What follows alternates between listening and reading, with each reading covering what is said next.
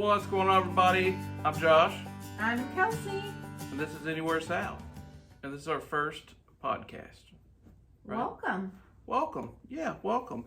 You know what? That deserves a little clap, okay? A little clap on the soundboard. And that's for you. I don't know if you can hear it, but if you're on Spotify, you can hear it. YouTube land, you can hear it. Yeah, but we're episode 1, and we're excited for it. And I'm doing my hands. I flap my hands and arms like a baby bird fresh out the egg, trying to learn how to fly. Tap and flap drives me nuts. Tap and flap, baby. Let's roll. That's what I do. We won't get into what she does to get on my nerves. She thinks she doesn't do anything. I don't do nothing. Tell you guys something. She has a long list. That's not true. No, she has a few things that drive me crazy. We'll talk about that a little later. But yeah, thanks for tuning in, listening to us, probably on Spotify or on YouTube. If you want to watch us record this episode, you can go to Anywhere South and listen to it or watch it. Click on subscribe while you're there and hit the like button if you like our content. If you don't, you probably shouldn't watch us anyways. But sorry about your luck. Thank you for the view. So, but this is we're here on Spotify and on YouTube, and want to let you guys know within the next few weeks, hopefully, we'll be on Apple Podcasts. So we're just waiting for processing for that. It takes forever. Kels? Yes? You look beautiful. Thank you. By the way, if you're new to our channel, new to our podcast, that's my wife, Kelsey. A little bit about us. We've been married for going on 12 years. 12 years. I was about to say that. It'll be 12 years in October 1st, right?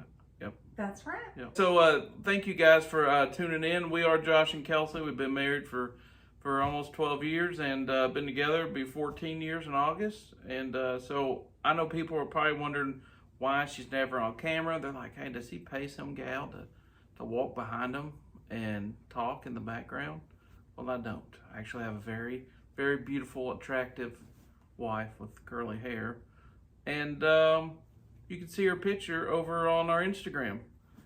She's not exactly camera shy, but she's recording shy, if that makes sense. And she don't like to be on camera, so that's why she always talks. And she reads better than me, and she sounds prettier than me too. So that's why she's the when we're on history stuff, you'll hear her reading. That's the reason why. But yeah, anything else that they should know about us? Well, we did put out a challenge. If we get 10,000 subscribers, I will start being on camera. So y'all, we got a long ways to go for that. Start telling your mama, your dad, your dog, and church folks, everyone. Your kid down the street with a guinea pig. Tell him to, and the guinea pig, come subscribe. She'll start showing her face. That's right. So also subscribe to us on Instagram. We post pictures and things over there, different things. So now that we're really doing the podcast, we'll try to get more active with Instagram and all that. So we are at Anywhere South on Instagram, Anywhere South on YouTube, Anywhere South on Spotify, and soon to be other platforms. So we'll let you know when all that's done and we're over on Apple and Google.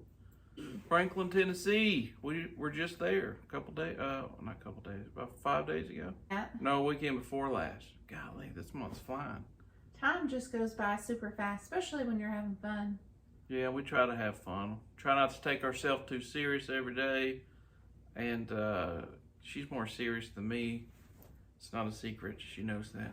She's the serious one. I'm the one that don't take life too serious. I should. Times I do, but I try not to. Well, if you guys are in Tennessee, check out Franklin. It's just about 30 minutes south of Nashville. And if you're in East Tennessee, probably 3.5 hours west of y'all in East Tennessee, in the Smokies or Knoxville or that area. And it's probably an hour north of Chattanooga. Yeah. And it's about 3 hours from us. So, it's just right there. So if you guys are in that area, check it out. It's got a lot of, if y'all love like Civil War history and beautiful like plantation homes and things like that, Franklin has a lot of that history. And speaking of plantation home, you want to tell them about that beautiful place we just were? Yeah, for the first time we checked out the Lotz Museum, which some people pronounce it Lotz. So it is a German-based name, so you can pick which flavor you like of how you want to pronounce it. Flavor. Pick the flavor. Can't taste it. It kind of rolls in Did your you mouth. do that on purpose? You're trying to be hip so the youngsters that are listening to us? No, it kind of rolls in your mouth. See, Lotz. Yeah, but you rolls can't around. taste it. You can't taste it. I can taste it. Don't tease me. Anyways, it's a very neat home from the Civil War era, and it did play a important part in the Civil War. But we got to learn about the original family that owned the home.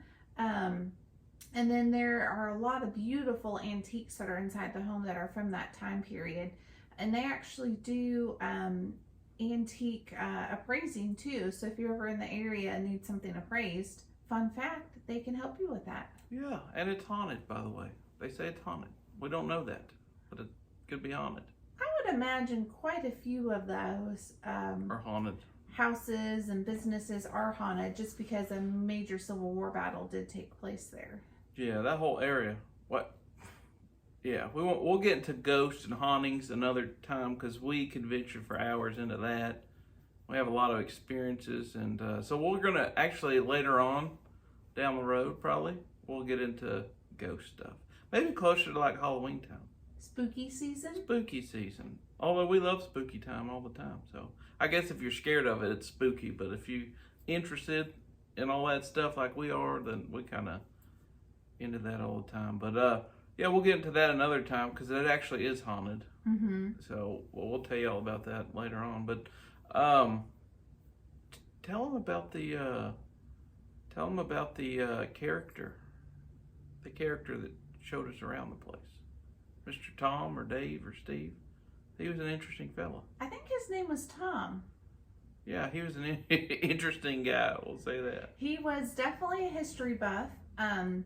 He originally started off as a expert on Civil War battlefields, and then over time he kind of moved into working inside the home.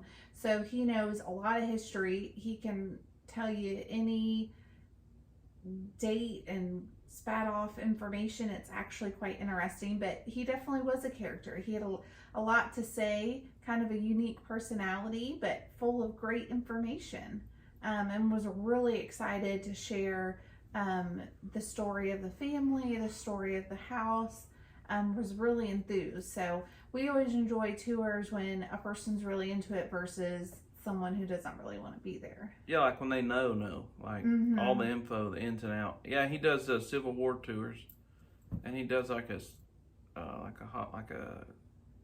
spiritual one as well, right? Yeah. Like ghosts, Civil War out in the field. But yeah, I want to go to one of his Civil War tours. Like at night, he takes you out to the battlefield and everything. Yeah. And but yeah, that was a neat place. He was an interesting guy though. He was. He talked. Oh my Lord, he talked really, really fast, and he never stayed on topic. Kind of like moi here, myself. He was all over the place, but 100 times worse than me. I mean, I felt. You ever watched a cat look up and watch a moth in a light? You know what I mean? Moth just and the cat's just everywhere. Bam, bam, bam. That's how I felt. Yeah. That guy. Well, the home was owned by a German immigrant, and they actually came a few years before the Civil War, and they had no idea what was going on at that time as far as politics and everything. So once the home was finally built and they were settled and kind of getting into their daily routine, then they found themselves in the middle of the Battle of Franklin. And what was really fascinating is some people who are into touring the homes or into Civil War will recognize the name the Carter House, which we haven't toured yet, but it is across the street. So the family on the night of the battle actually went to the Carter House for refuge because the Carter House was brick, and the Lotz house, or Lotz house, however you want to say it, is made out of wood, so they thought that they would be safer over there. So they went to the cellar across the street for the night of the battle, and then the next morning they went back across the street to their home and had to go through the gruesome battlefield, which I found very interesting. And they found the next morning that their home had damage from different cannons, and the home has all original flooring, and you can actually see cutouts from where they did repairs, from where like big cannons had gone through the floor, which I thought was very fascinating. Yeah, they have big indentions like in the wood where the cannonball went through. And cutouts too. Yeah, there were some cutouts. There's still original blood stain from when it was also a hospital. Yeah, because the day after the battle, this was I thought really unique about the house too. Usually the Union and Confederate soldiers had their own separate hospitals, but since the battle literally took place in the front yard and there were so many men in need, they combined both Confederate and Union soldiers in the same home. So they were treated under one roof, which normally never happened, which I found very fascinating. So, and the family, because of the damage to the house, actually had to live in the basement, which he had said was dirt and straw, while the home was being repaired. Do you remember how long he said it took to get repaired? Was it 3 years? Like 3 or 4 years. Yeah, so just imagine living in like a straw basement for that long while your home's getting repaired. What I thought was interesting is, you know, the war, it was such a bloody battle there that they did put Confederate and Union all in the same hospital. That little house, you know, back then hospitals were in houses and anywhere, set in a field with tents, whatever. And you didn't see that a lot where they would just it was like Confederate and Union people taking care of each other, or laying right next to each other. And a lot of times the women in the communities were the ones trying to nurse them back to health. So like homeowners and stuff. And so I thought that was interesting that they did that. Did you? I'll tell them if you didn't. Did you tell them why? Why? Like what was important about that house, that family? I don't know. Well, it's an interesting fact. So they moved here from Germany. Oh yes, I did kind of go into this, but you go on. You might say something I missed. Well, I was just going to say that they came from Germany, and that they had decided to move to the United States. So they come from Germany, they get here, and the same as they're traveling to the U.S., the war breaks out. And so they came to their house, and they had no idea. I mean, they didn't have phones back then, you know.